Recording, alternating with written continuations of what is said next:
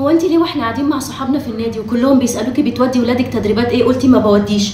كل واحده من دول صحابي على فكره، وبتودي ولادها في تدريب واثنين وثلاثه وعشرة. انت الوحيده اللي رديتي الرد ده كانك من كوكب تاني. احرجتيني واحرجت نفسك. احرجتك في ايه؟ مش فاهمه. ما انت عارفه ان الولاد عندي ما بيروحوش تدريبات، انا ما كذبتش. وبعدين هو انا كان في اوبشن ان انا اوديهم وقلت لا؟ ما كل حاجه على ايدك. احرجتيني عشان كلهم عارفين ان انت مرات اخويا. وبعدين معلش ايه اللي منعك؟ اكيد مكسله او مستسهله. مفيش ام في الدنيا ما بتقدرش تودي ولادها تدريب، ومفيش اي ظروف تمنع. انا مش عبيطه، انا ولا مستسهله ولا مكسله. انت عارفه كويس قوي ان دي ظروف، وعارفه ان اخوكي عنده 100 حاجه تانية اهم يدفع فيها بدل التدريبات. انا لو عليا ما عنديش مشكله افضل في الشارع اودي واجيب، بس هو هيقدر يدفع؟ حبيبتي الله يعينكم ويقويكم. انا عارفه من ساعه ما سبتوا الايجار ونقلتوا ملك والموضوع صعب بسبب الاقساط، بس ان شاء الله فتره وهتعدي، وبعد كده تفوقوا وتعملوا كل اللي نفسكم فيه. بالظبط يا طنط. بقولك ايه، ما تتحججيش. اي ست عايزه تودي ولادها تدريبات هتعرف توفر كويس قوي من مصروف البيت وتودي ولادها، مالكيش حجه اعتقد. على فكره انا مش بتحجج ولا حاجه، وبعدين انا ايه اصلا اللي يخليني اكذب؟ هو انا هعلم ولادي رياضه عشان هم يبقوا احسن ولا عشان خاطر ابان قدام الناس ام مثاليه؟ اهدوا يا حبايبي، انتوا الاتنين في الاول وفي الاخر بتتكلموا عشان قلبكم على بعض وهمكم مصلحه بعض. الكلام بهدوء. يا ريتك كنت كذبتي يا شيخه. كل الامهات بتعمل 100,000 حاجه عشان تطلع ولادها في احسن مدارس وفي احسن اماكن رياضه، بدل ما انت قاعده مستسلمه وتقولي دي ظروفنا. انا مش فاهمه فين المشكله طالما انا بقول الحقيقه. وبعدين انا مستغربه، انا مرات اخوكي والمفروض ان انت تكوني عارفه كل حاجه وشايفه الظروف كويس. انا بس مش قادره استوعب ان كمان الرياضه بقت مجال للشو زي المدارس واللبس و100 حاجه تانية. ولا انا قادره استوعب ان في ام سايبه ولادها قاعدين في البيت بس بياكلوا ويشربوا وما بيلعبوش اي رياضه. وبعدين انا عايزه اسالك سؤال، هي الظروف وحشه عليكي انت بس ولا على الكل؟ الظروف وحشه عليا وعلى الكل، بس كل واحد ادرى بظروفه. انا على فكره مش قاعده مربعه ايدي وبقول لا انا ما ينفعش افضل طول اليوم في الشارع مع الولاد في تدريبات، انا ليا بيت وعايزه اقعد فيه.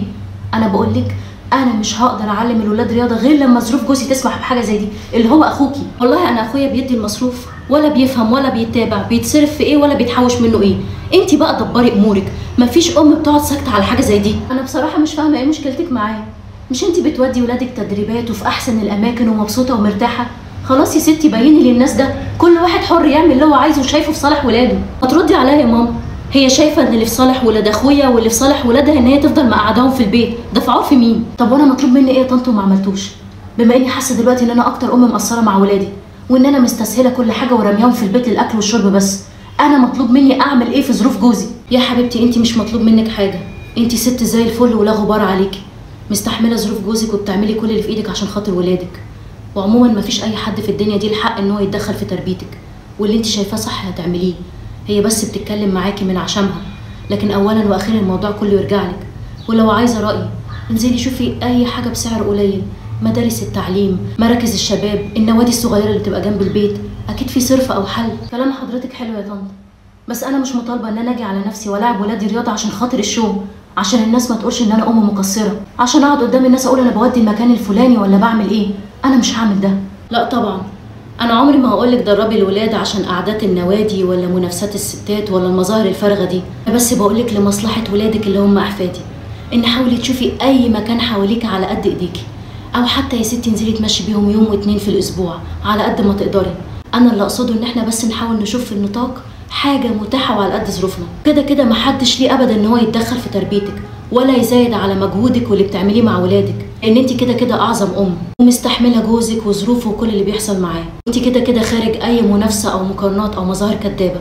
التربيه محتاجه مجهود نفسي وبدني وذهني ومادي وكل حاجه، وانا عارفه ان انت عمرك ما هتاثري في كل ده، ومحدش ليه ان هو يزايد عليكي ولا على تربيتك وتعبك مع ولادك يا بنتي.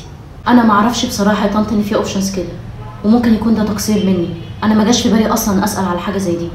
عموما ان شاء الله هدور كده وربنا ييسر.